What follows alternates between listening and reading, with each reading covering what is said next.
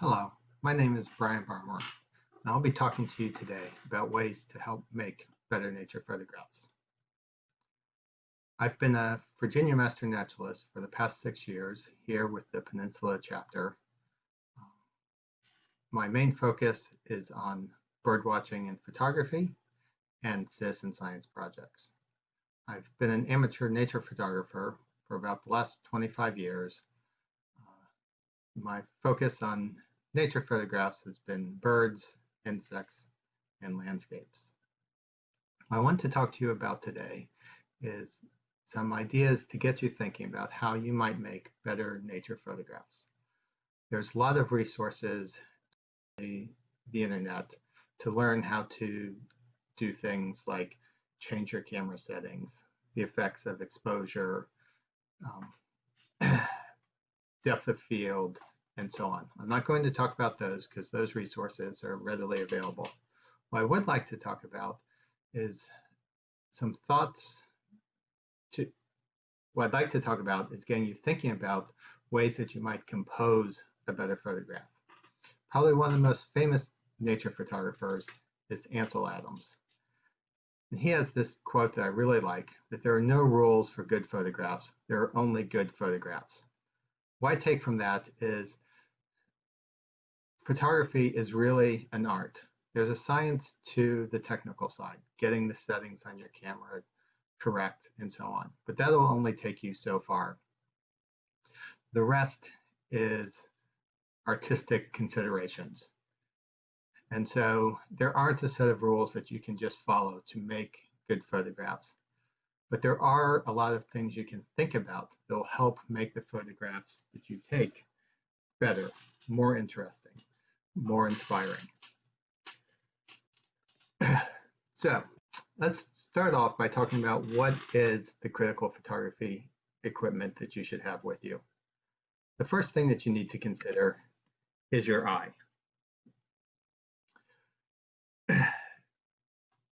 You're not going to photograph something that you don't notice, that you don't look at, that you're not thinking about. It's another interesting quote from Elliot Erwitt, that all the technique in the world doesn't compensate for the inability to notice. If you're not looking for an interesting photograph, then you're not going to find one. So the first thing that you need to think about when you go out to photograph is, what are you trying to photograph? Look around, pay attention, notice interesting things, and then decide how you're going to photograph it. The second piece of equipment that you need to consider is the trash can. Now, most of us nowadays won't be using physical trash cans. It's more likely the delete button on our computer, but the same principle applies. You will likely be out, especially for nature photography, taking lots and lots of photographs. And a critical thing to improving your photography is to go through what you take with a critical eye and only focus on those that are really good, that speak to you. So here's a series of photographs that I took of some hummingbirds at a feeder when I was out in Arizona several years ago. And so, there are a whole bunch there, and I look through them and really pick out which one strikes me, which one do I think is best. And then focus that, show that, and not all of the rest. I'm sure many of you have sat through people's photo shows or seen people's photos feeds. They're just streams of photographs, and it gets really boring really quickly, even if they're good ones. So focus on a few that tell the story that you want to tell.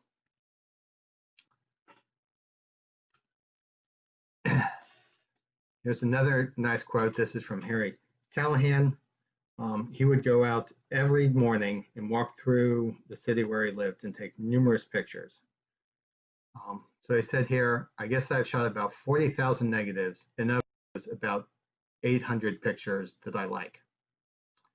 When I was first getting started, I read where National Geographic photographers, this was back in the film days, would often go off and shoot between 100 and 200 rolls of film. So that was 24 shots each to get somewhere from 6 to 10 photos for a story. Their biggest piece of equipment for making better photographs was throwing away all the ones that weren't worthy of keeping. So consider that. When you take a photograph, get rid of all the ones that are just okay and focus on the good ones. The next piece of equipment or thing to consider is getting inspiration. So one of the things I do is I look around at other photographs. It could be websites, it could be books, magazines, a wide range of areas to get photographs and get inspired by them. Take what you've seen from others and see how you can apply that to yours. And then finally, we get to probably what most of you were thinking was going to be the most critical equipment, and that's the actual camera. But you don't need a fancy high-end camera to take a good photograph. A good photographer that knows how to use their equipment can take a good photograph with any type of camera.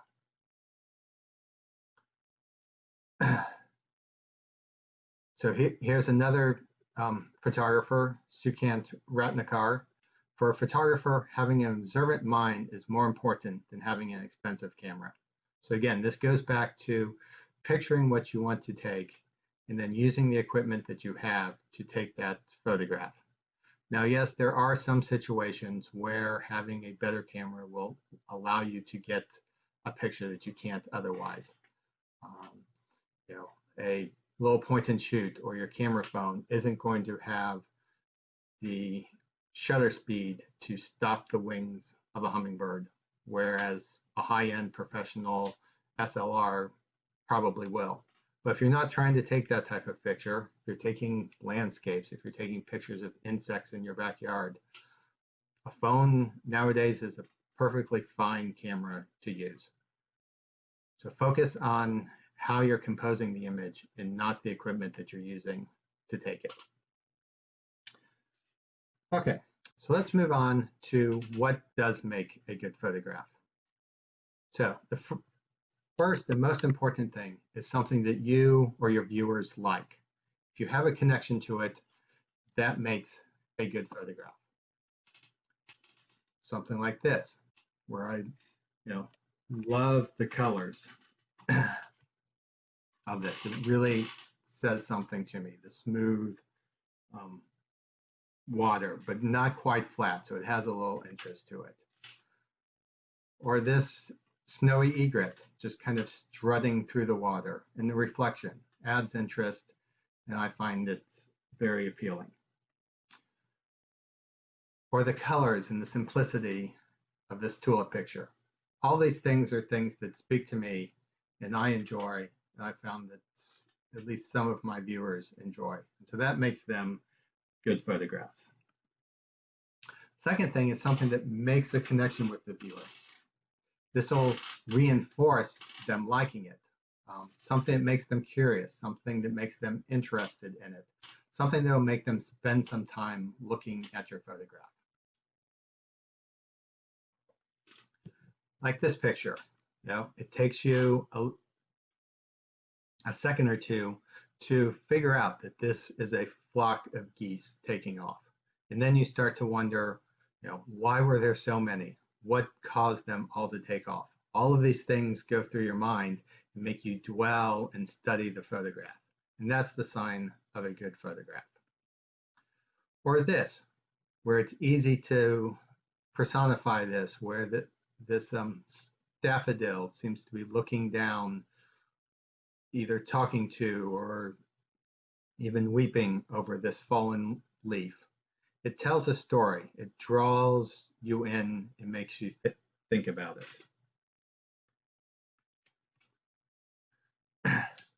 Okay, so those are two things to think about as you're making your photograph. If you have those, then you're well on your way to having a strong, interesting photograph. So what are some of the pieces that you should be thinking about as you build your photograph? I specifically use those words here.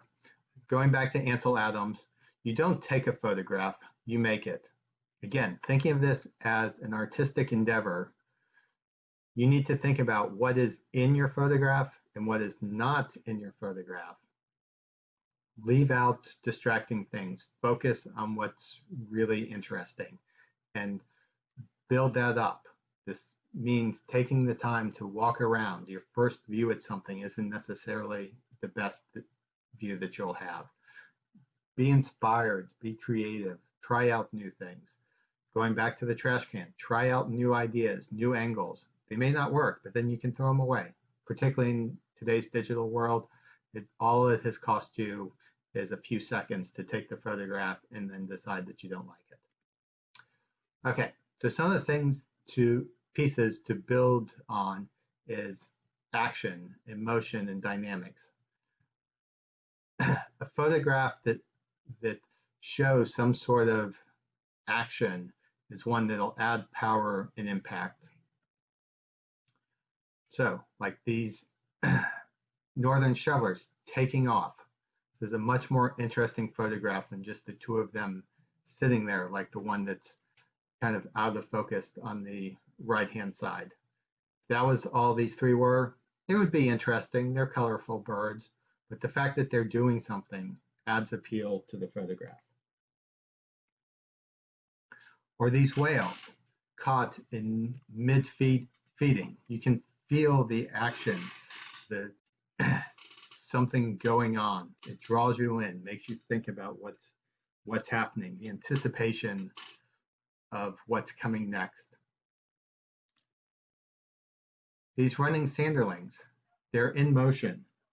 You know, again, this adds interest.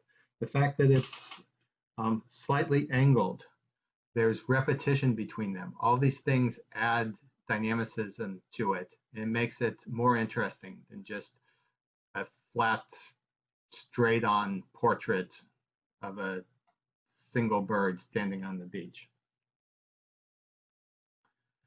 Now, of course, as you've probably heard many times, particularly in art, rules are made to be broken. That's why I specifically didn't call these rules.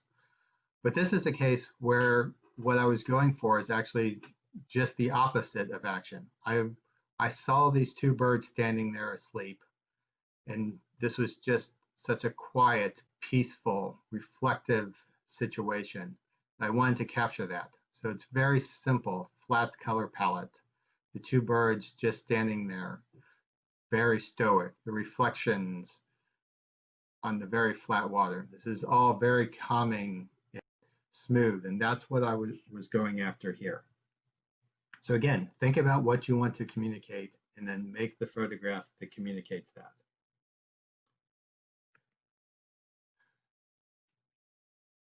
Building interactions and behaviors, capturing that in your photographs is another way. It builds on that action and motion, but it's another way to draw interest, something more than just a stoic portrait of an animal, something like you would get, your third grade class picture. That wasn't a very interesting photograph. Maybe it brings back some nice memories looking back on it, but it wasn't a very interesting photograph. So have your subject do something. Try to capture how it relates to its environment. Things like these barn swallows feeding.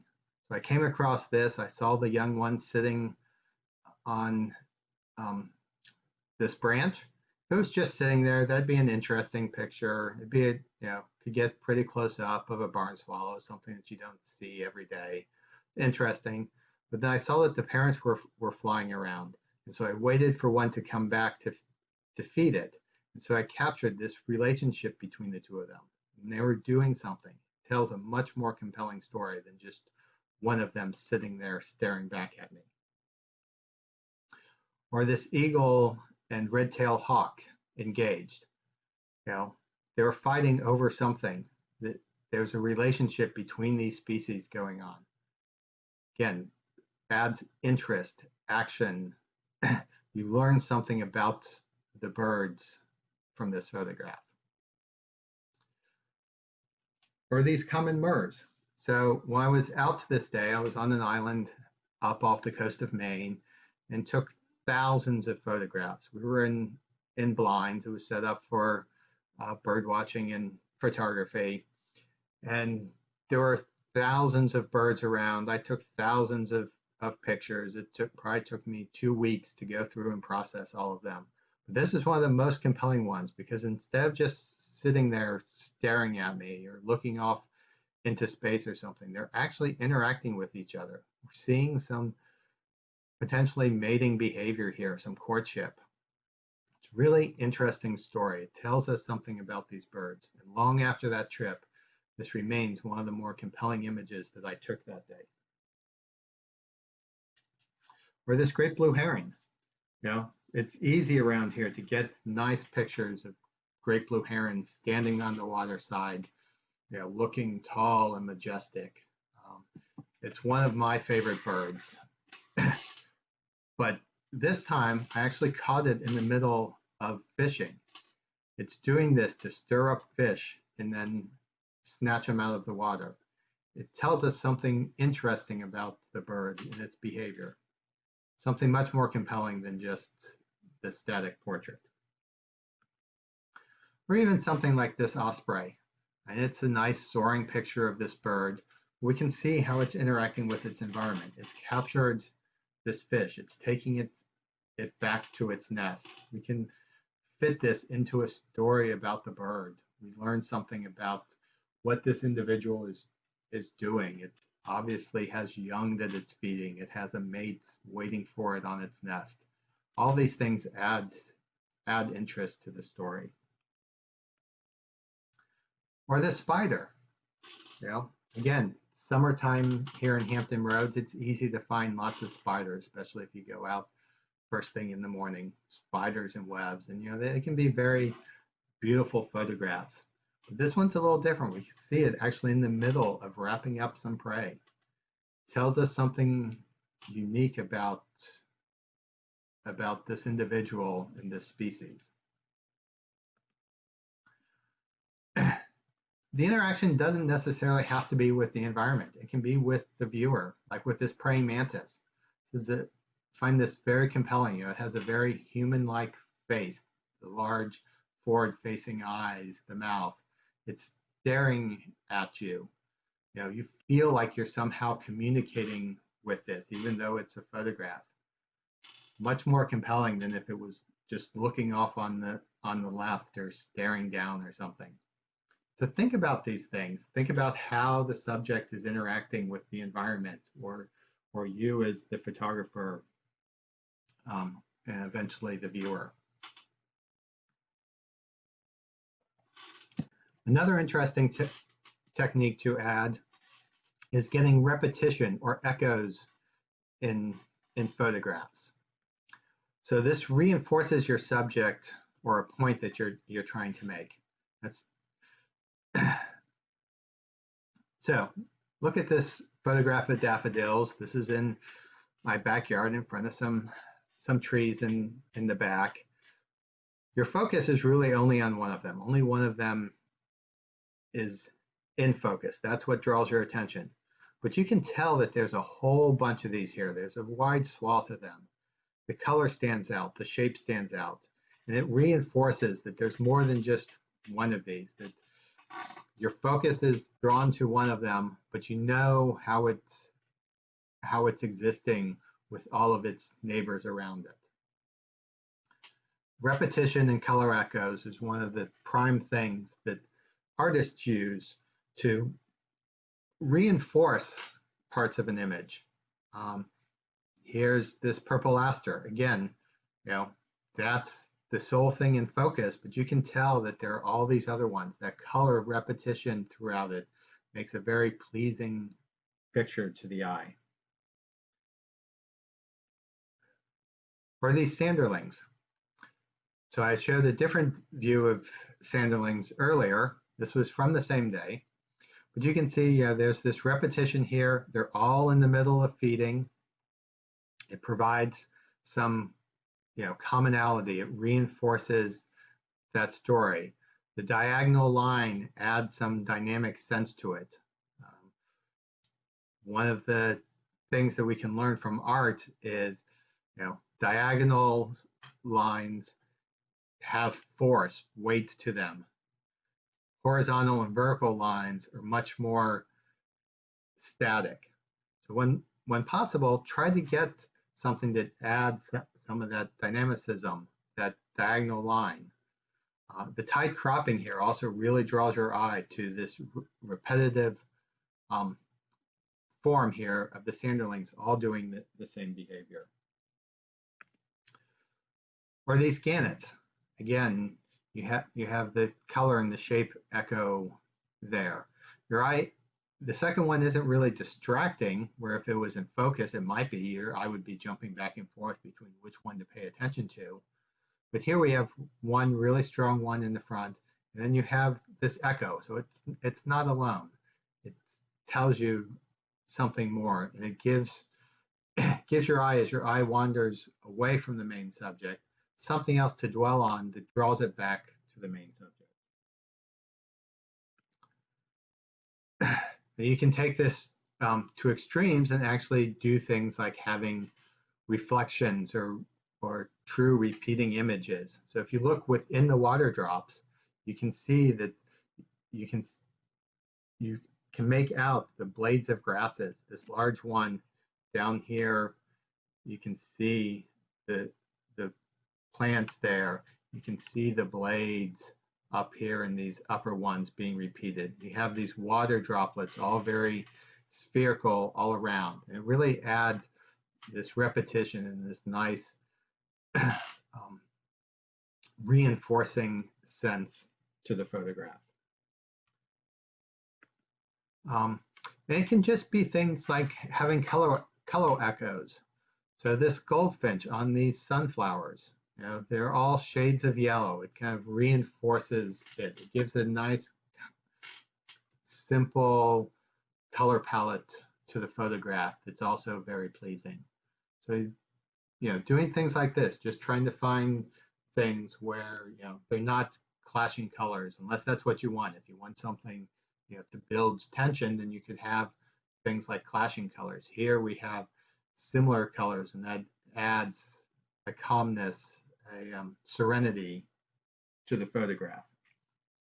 This one also folds in some of that action and behavior. You can tell that the bird's kind of dangling on that on the flower stalk, and you can imagine that it's about ready to reach in and grab a seed. It's feeding, so you can see something about what's going on, as well as having this pleasant color repetition. You can take this a bit abstract and look for colors and patterns. You can have kind of more of a graphic design approach to some of your photographs. You don't need a very concrete thing like a bird or an insect or a tree to be your subject. Your subject can be a pattern or a color pattern or something. So like this fungus, I find it really intriguing, all of these interconnected rings on the fungus, on the tree stump. It's a very simple color palette, but these reinforcing circles and arches and such is, to me, a very compelling image, a very compelling pattern that draws me in and makes me want to stay here, study it, follow some of the lines around, imagine what this would look like if I backed away from it, how it's grown on this stump. Or these tulips. So yes, they are tulips, but the focus here is really on the colors. You have these bright red colors in the front, yellows in the back. You see this hint of echo where the stamens of the red tulips are yellow, just like the ones in the background. So that this adds some repetition. It allows your eye to go back and forth, but be comfortable with what it's seeing, and really kind of abstracts the flowers to these shapes and colors. And that can be a very compelling image. Or something very simple where you have these very interesting soft curves, flows in the veins of this plant, and then you get a frog that really blends in color-wise. But when you find it, it's kind of a reward for looking through this photograph. You find this interesting thing kind of hidden in there, and that gives your eye some place to relax. But then you can be drawn to these curves that take you up and around and back down to the frog. One of the things I'll point out on this was, these leaves were tall, vertical. A lot of the lines were going up and down. So this suggested having a vertical framing to the photograph. So you can also think about, and if you think back to the 4 sanderlings feeding, so that was a really long, wide, narrow landscape framing. So even how you frame, how you hold your camera can help reinforce the story that you're trying to tell. And sometimes you just want a little spot of color. So here we have a very brownish gray winter scene. We have a bird. This is a sapsucker that's mainly black and light brown. It's on a brown tree with pale lichen on it, but it's eating a red berry that highlights the bit of red in its throat and on its head. And so that's really the only color that stands out in this photograph. And so it draws you to that. I learned to think about this, again, reading about National Geographic photographers. If you'll notice, whenever they take a large landscape and talking about people being involved in the landscape, you'll almost always see someone out there in the landscape, usually in a red shirt or a jacket. You think of photographs of people climbing mountains or walking up streams or through valleys and canyons. There's almost always someone there to give a sense of size and with a contrasting color, usually red, because that will really draw the eye's attention. So I used a similar idea here. You have the red, it's between the bird and the berry, it's the only color, it draws you towards that. And then again, it's showing some behavior. The bird's eating, it's not just sitting there posing. Talked about wanting to make a connection with your audience. And a very good way to do that is to use humor or expressiveness in your subjects. So this helps you tell a story from a new perspective and encourages the viewer to ask questions. This guy is probably as curious to me about me as I was about it. And the funny head turn to it, it's really makes you think. You can picture him saying, "What was that you said? What's going on?" Or maybe this bear out here feeding. You kind of want to reach out and say, "Hey, buddy, you you got something up there on the top of your head?" That adds some sense. It draws the viewer in more than the dozen other photographs I took of this bird searching through, or this bear searching through these rocks looking for food that day. Just imagine going, no wonder this place was so cheap. So you can use things, put some expressiveness into your photographs. It's probably not something that you want to use for all of them, but it makes a nice change. It can tell an interesting story. Sometimes it's just forcing a perspective. So I got down really low, I focused in close, and you have this big compelling mushroom in front of this big broad landscape here. And it's a very unusual perspective.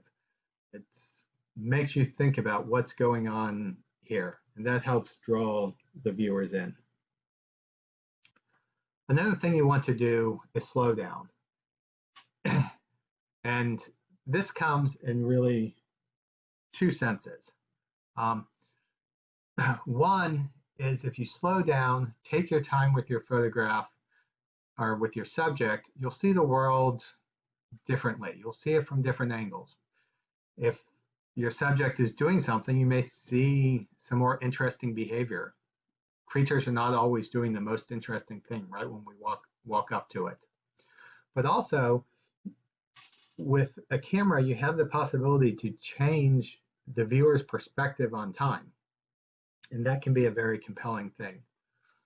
So this is used a lot with things like waterfalls. So I really slowed this down. This is probably a 1 to 2 second long exposure. If I look at a waterfall, it never looks that smooth. I can see all of the lines in it. If I take a photograph at a very high shutter speed, I'll actually see things like the droplets in the water, can give it a very frozen look. Here, by having the long exposure, you let the water smooth out. It gives this nice flow, and your mind tells that something's going on. But this is a way that you would never see this waterfall in real life. Or these willets out on the beach. So I was taking this right after sunset. Light was really fading, but by having a long shutter speed, allowing them to get a little out of focus, you know, it really smoothed out the waves. It was a very windy day. Waves were up. If I froze the wave and you could see all the droplets and the shape to the wave, it really competed with the birds. By having a longer shutter speed, I smoothed that out. You could still tell that there are waves coming in, but now that doesn't really distract from the birds. It adds something to the photograph. It allows you to really focus on the subject that I had selected, which was the birds. You can even use slow shutter speeds to imply greater motion. So, you know, you've probably seen pictures of hawks frozen in flight, soaring overhead or zooming by and stuff. And you know, you can kind of guess that they're moving, but you don't really have much of a sense.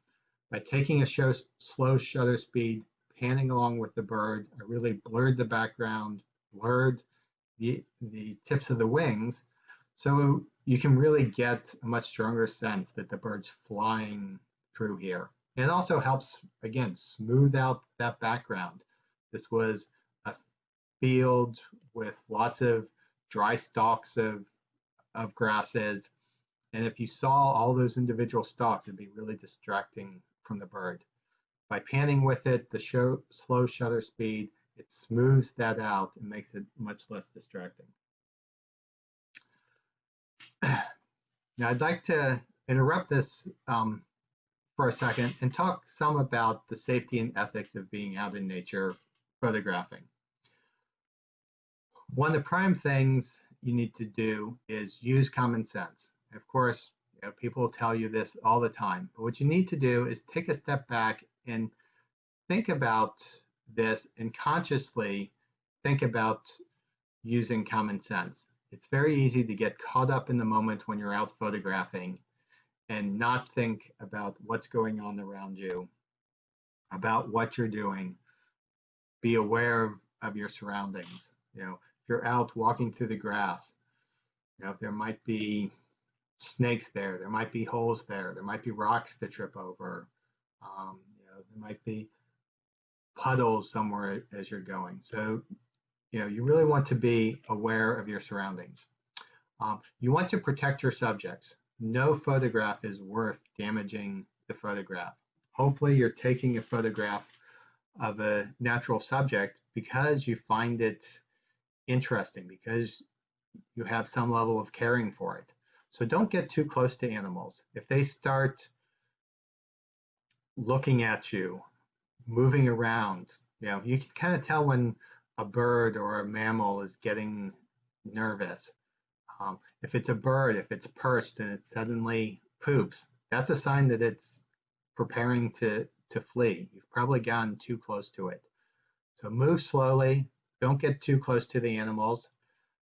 Insects or small animals, you may want to pick up, move. A frog, you may want to pick up and look at it, photograph it in your hand. That's okay as long as you are conscious of what you're doing to it. You don't handle it more than necessary. And you have an idea of how the right ways to handle them are. And then be careful when you're going off trail. I mentioned about stepping in holes or tripping over rocks.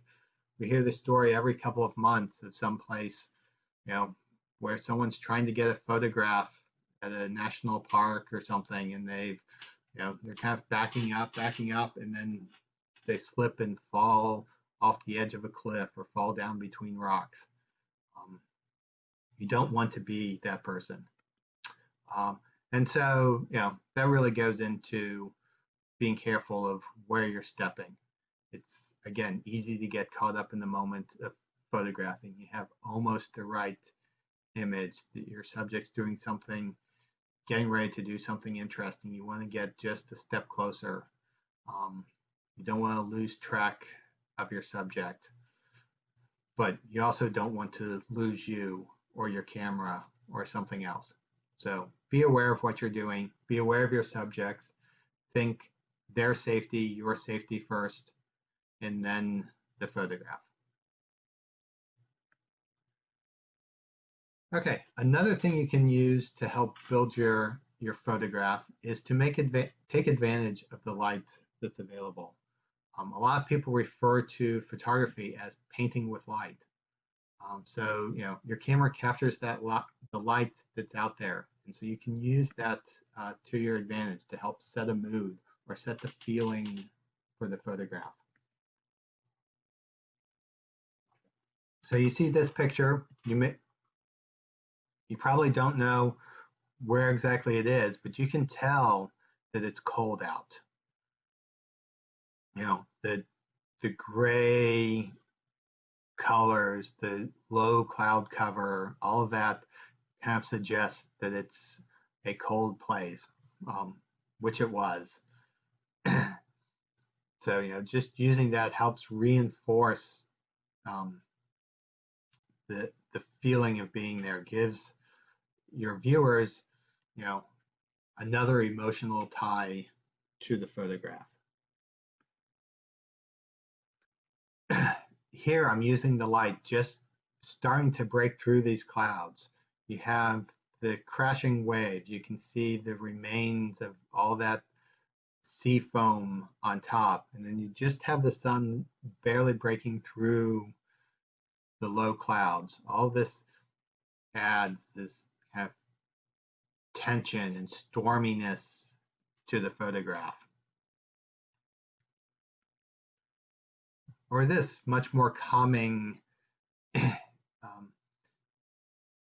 easing picture. So fog was starting to roll in. It really faded the color palette here, and it provides a much more relaxing, calming sense to the photograph. So I used that. I couldn't take pictures of the far mountains or even things going on close because of this fog. So I changed in my mind what I was trying to go after and tried to capture the feeling of the moment as this fog was rolling up this valley towards where we were higher on the ridge. Here again, it was a very foggy day. You get that sense from the light, but it made the light much smoother. One of the challenges you'll have photographing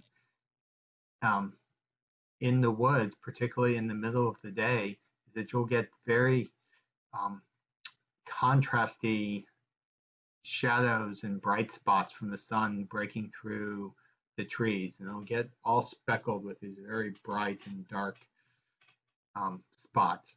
The camera does not have nearly as high of dynamic range, so that's how much you can tell the difference between the bright spots and the dark spots. It doesn't have nearly as much dynamic range as your eyes do. There's something that has that speckled light in it, when you're standing there, you can still pick out what's going on. You take a photograph and the dark shadows will become too dark to see what's going on. The light areas will get blown out. It'll be too bright to see what's going on. So here it was in the middle of the day, but I used this fog that was over to make this much flatter light, and it gives much more saturated colors. And it allowed me to take this photograph when I was there without all that very distracting speckled light all around. So I mentioned there about, distractions, and I've mentioned that a couple of times. So a lot of what I've talked about is things to focus on being in your photograph. But I mentioned very early on, the Ansel Adams quote that you build a photograph, and that's both what you put in and what you don't put in or what you take out. So here are a few things that you want to think about that can be distracting if you have in your image. And you'll notice that I talk about this, and I'm not showing you these, going back to you don't want to show people your bad photographs. So I'll just talk about some of these. You want to avoid something that a picture that doesn't have anything to focus on. This is one of the big distractions or pitfalls you might fall into with a landscape photograph. When you're standing out there, you're taking in the entire view. You can see, the human eye can see something like 160-degree angle. You're there, you have all the other senses feeding in. You're actually turning your head, so you're seeing a much wider range of things. You take a photograph, and it's going to be flatter. Even a wide angle picture is going to be a much smaller field of view. And if all you have is something off in the distance, there's not really anything for the viewer to focus on. You're going to look at it, go, interesting, and move on. So you want to have something there. Again, it doesn't have to be something concrete, although oftentimes you'll want to have something that the viewer can see, say, in the foreground as well as in the background.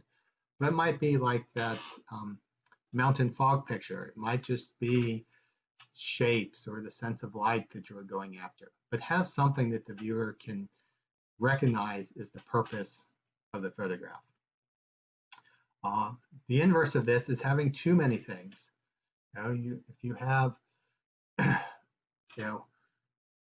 birds doing something and waterfall and interesting trees and trying to capture color, all those things, too many things to focus on is just as bad as nothing to focus on. The viewer doesn't know what the picture is about, doesn't know what to look at. The mind will get bored very quickly and move on. So you want to have that balance, have something that's very clear what the purpose of the photograph is.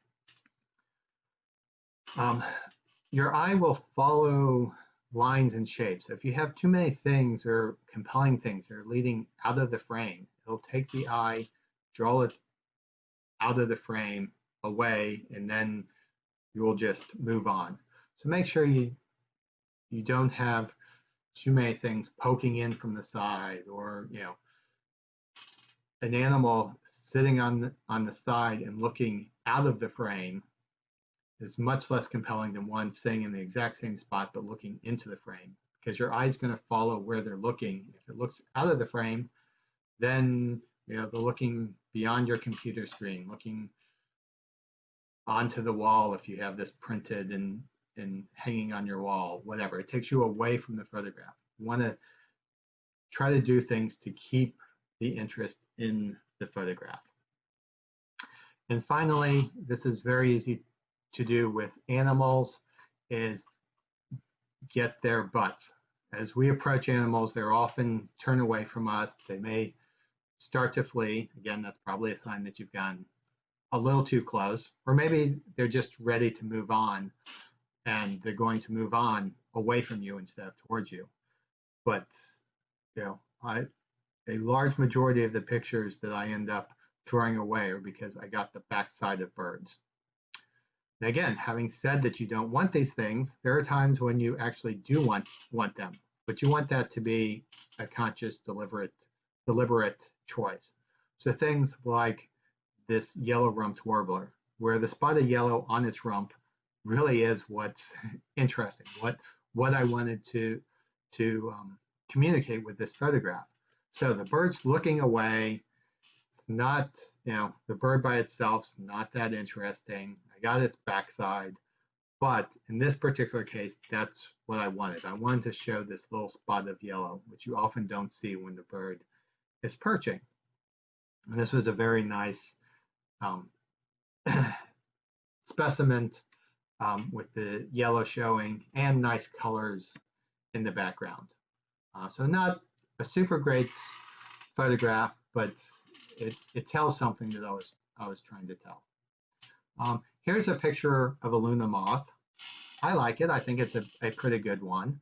But you're looking at the moth. One of the things to notice is the tail on the moth actually is leading out of the frame. So this is one of those things where your eye, if it's following the tail, is going to go off the bottom. But by spending a little time thinking about this more, I realized that there's a very compelling image on the spot on the wing. And so I took this photograph. This is much simpler, gives a much clearer focus.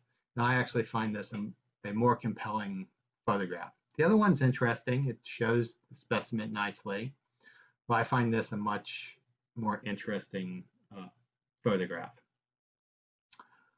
So with that, I want to start closing up. A couple of reminders of what I've tried to show you today is you want to tell a story with your photograph. You want to have an idea of what that story is before you take the photograph. Professional photographers often go out knowing the picture that they want to take. They've figured it out in their mind. A lot of times they will actually sketch out on paper what it is that they're trying to capture. They'll visit a spot over and over again to try to figure out exactly what they want, when the light is correct for that. You don't have to be that compulsive about it, but be deliberate. Before you press the shutter button, think about what it is that you're trying to communicate. And you want to engage the viewer. That's what they will find interesting in the photograph. Now, again, think about what it is and then build the photograph to say what you want it to say. Study other people's photographs. Find what you like about those, what you don't like about them, and then experiment. Again, in this digital world, it doesn't cost much to experiment. Try out different angles, different shutter speeds, different ways of putting your subject in the picture. Sit and wait for something interesting to happen. You can get a lot of good ideas from looking at other people's photographs and actually thinking, what do I like about this? What do I not like about it? And then using that to help frame what you do. And then gain experience and feedback. Again, there's nothing like doing here. So go take pictures, share them with friends, ask them what they like. I had a friend who would go out, he was building up his photography portfolio. He was an amateur like me. He'd go out in his spare time, take pictures, but then every 2 weeks or so, he'd put together 8 or 10 that he really liked and would email them out to a couple dozen of his friends. And people were always commenting back, oh, I really like this one, or yeah, that's interesting what you did here. And he used that to help really develop his style and find things that people consistently liked when he took his photographs. And finally, remember that your subjects are worth more than your photograph. So think about them, protect them first and foremost. So I'll leave you with another Ansel Adams quote. A great photograph is one that fully expresses what one feels in the deepest sense about what is being photographed. So again, you're capturing the feeling, the story of what you're trying to tell. He says nothing here about exposure or focus or subject. It's emotion, it's connection, it's feelings. So think about that, and that will help you build a better portfolio. But then sometimes nature photography really does just come down to timing and luck. But again, luck favors the prepared. So you want to be able to react when the situation arises. So, you want to react when something like this happens. Although this may not be the type of photograph that you want to hang on your dining room wall. What you're really hoping for is that 10th of a second earlier when you got this. So I will leave you with that. Thank you for your attention. Again, my name's Bryan Barmore.